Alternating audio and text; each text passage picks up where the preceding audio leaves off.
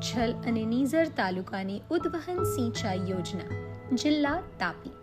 ગુજરાતના આદિવાસી વિસ્તારો ડુંગરાળ અને ખરખરતા એવા વિસ્તારો છે, જ્યાં ચોમાસામાં અવિરત વરસાદ પડવા છતાં પણ પાણી માટે હંમેશા પોકાર રહ્યો છે.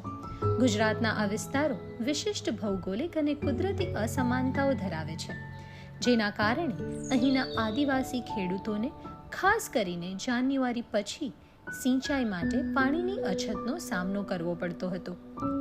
ઉકાઈ ડેમનું વિશાળ જળાશય જેવી મોટી સિંચાઈ યોજનાઓ હોવા છતાં પણ આ વિસ્તારોના ખેડૂતોને પાણીની સમસ્યા રહેતી હતી. અગાઉ જ્યારે આદિવાસી ખેડૂતોએ પાણી માટે અવારનવાર રજૂઆતો કરી, ત્યારે વારંવાર કહેવામાં આવતું કે આ વિસ્તારો ઊંચાણે અને ડુંગરાળ હોવાથી ત્યાં સુધી પાણી પહોંચાડી શકાય એમ નથી. પરિણામે માંગણીઓ ફાઇલોમાં જ દબાઈ જતી અને ખેડૂતોમાં નિરાશા વ્યાપી જતી.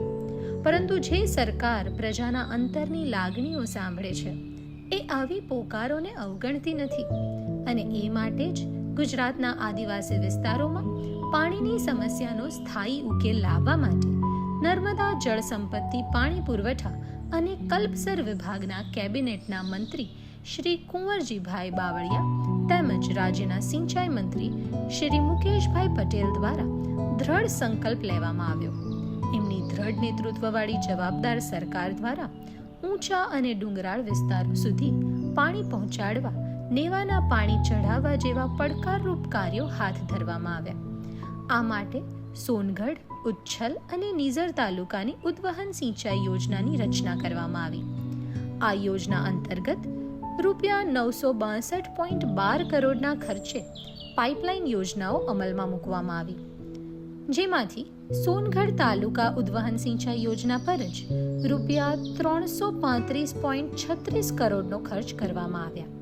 સોનગઢ તાલુકા ઉદ્વહન સિંચાઈ યોજનાની પાઇપલાઇન દ્વારા અંદાજિત 560 ફૂટ એટલે કે 65 માળ જેટલું પાણી લિફ્ટ કરીને તાપી જિલ્લાના સોનગઢ તાલુકાના 54 ગામના અંદાજિત 9,903.08 હેક્ટર વિસ્તારને તેમજ 5700 કુટુંબોને સિંચાઈનો લાભ મળવાની શરૂઆત કરી દેવામાં આવી છે.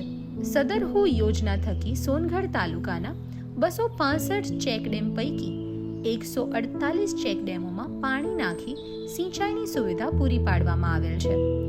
માહે માર્ચ બાદ તાપી જિલ્લાના સોનગઢ તાલુકામાંથી પસાર થતા નદી, કોતરો તેમજ ગામમાં આવેલ કૂવા અને બોરના પાણી સુકાઈ જવાથી ખેડૂતોને પીવાના તેમજ સિંચાઈ માટે પાણીની અછતનો સામનો કરવો પડતો હતો.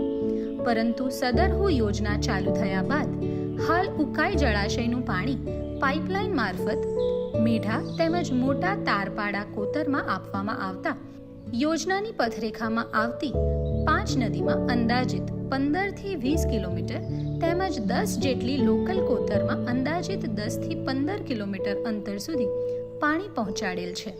તેમજ પાઇપલાઇનથી જોડવામાં આવેલ 6 ગામના તળાવમાં પણ પાણી પહોંચાડવાની શરૂઆત કરી દેવામાં આવેલ છે, જેનાથી આશરે 9,903.08 હેક્ટર વિસ્તારમાં પાણીની સુવિધા મળશે.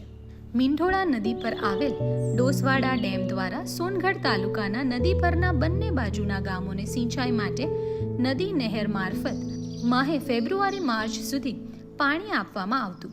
પરંતુ સદરહુ યોજના દ્વારા હાલ ડોસવાડા ડેમમાં પાણી પહોંચતા ઉનાળાની આકરી ઋતુમાં ડેમ ફરીથી સજીવન થયો છે, જેથી ડોસવાડા ડેમ દ્વારા 118 હેક્ટર વિસ્તારમાં ઉનાળાની ઋતુમાં પણ લાભિત ગામોને સિંચાઈ માટે પાણી આપી શકાશે.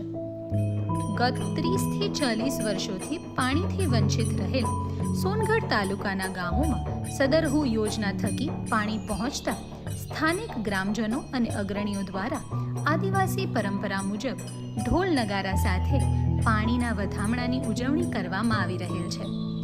સદરહુ યોજના થકી નદી, કોતરો, તળાવમાં પાણી પહોંચતા નદી, કોતર, તળાવ ભર ઉનાળે ફરી જીવંત થયા. તેમજ નદી, કોતરમાં આવેલ નાની સિંચાઈ યોજના અને નાના મોટા ચેકડેમો પાણીથી છલકાય છે, જેનાથી આજુબાજુના ગામોમાં આવેલ 2000થી વધુ બોર તેમજ 400થી વધુ કૂવાઓમાં પાણીનું રિચાર્જ થવાથી પીવાના પાણીનું કાયમી નિરાકરણ થયેલ છે.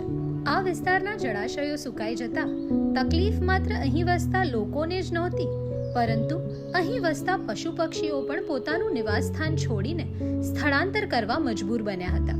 પરંતુ હવે સદરહુ યોજના અંતર્ગત પાણીની ઉપલબ્ધિ વધતા તેઓ પણ ફરીથી પોતાના વન્ય રહેઠાણોમાં પાછા ફરી રહ્યા છે. સદરહુ યોજનાને યોગ્ય આકાર આપવા પમ્પિંગ સ્ટેશન, પાઇપલાઇન તેમજ વાલ્વ અને સ્ટ્રક્ચરના તમામ કામોમાં સરકારશ્રી કક્ષાના ઉચ્ચ અધિકારીઓ જેવા કે સચિવ શ્રી, મુખ્ય ઇજનેર શ્રી દક્ષિણ ગુજરાત, મુખ્ય ઇજનેર શ્રી ગુણવત્તા નિયમન, અધિક્ષક ઇજનેર શ્રી, કાર્યપાલક ઇજનેર શ્રીનું વખતોવખત માર્ગદર્શન મેળવી તેઓના સઘન નિરીક્ષણ હેઠળ વર્ષ 2024-25માં સોનગઢ તાલુકા ઉદ્વહન સિંચાઈ યોજનાની કામગીરીને પૂર્ણ કરવામાં આવી છે. બહુજન હિતાય બહુજન સુખાય ના મહામૂલા મંત્રને યથાર્થ કરતી આ યોજનાઓથી આ વિસ્તારોની પાણીની સમસ્યાનું કાયમી નિરાકરણ થયું છે. ખેડૂતોની જમીનમાં સિંચાઈ થઈ, હરિયાળી ફેલાય અને સમૃદ્ધિ આવવાથી ખેડૂતોનું જીવન ધોરણ ઊંચું જશે.